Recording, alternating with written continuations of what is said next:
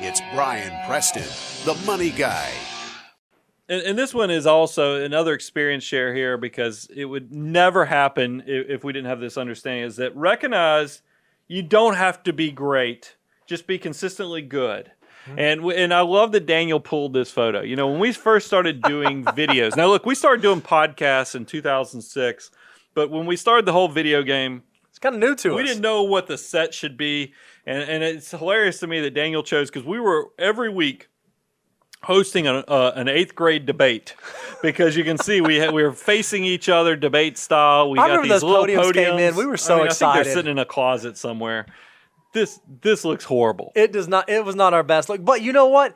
We didn't have video down perfect. We didn't have it all figured out. We didn't have the beautiful set. We didn't have the multiple camera angles. We didn't have the mixer. We didn't have the lights. We didn't have all that stuff. But you know what we did?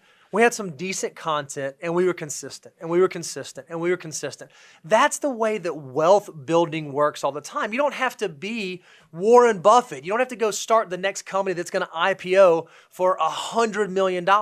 You just have to be consistently good through time, and you will build a financial success. It's not about being perfect. It's just about showing up and being consistent. So I think a lot of people would be surprised to find out when I say that stat that we've been creating content since 2006. You can actually go to moneyguy.com, go to our archives.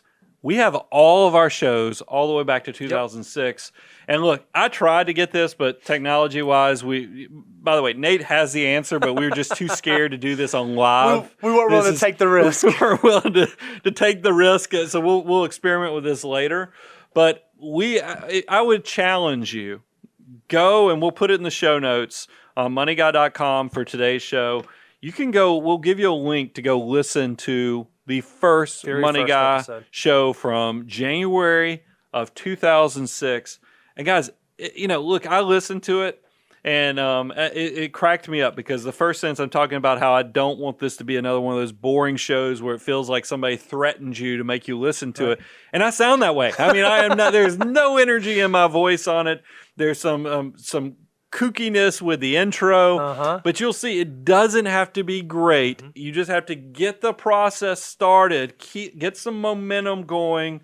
And you will build expertise. You will build talent. You will build, you'll grow into your potential if you just start taking action. And if you want to know, if you go out there and you listen to the clip and you hear, 2006 Brian, and you just want to have a little quick peek at who is actually talking to you, it's this guy right here. This was the very first album artwork that was ever done for the Money Guy. Did you do this yourself, or did somebody help you with this? Well, I mean, I think it's a me and Heidi enterprise. It's you and Heidi. So, but there is something. There's a lot of Easter eggs in this. If you're not watching this on YouTube, because I know we have Nate just shared with us, we have hundreds of thousands of downloads on our podcast every month.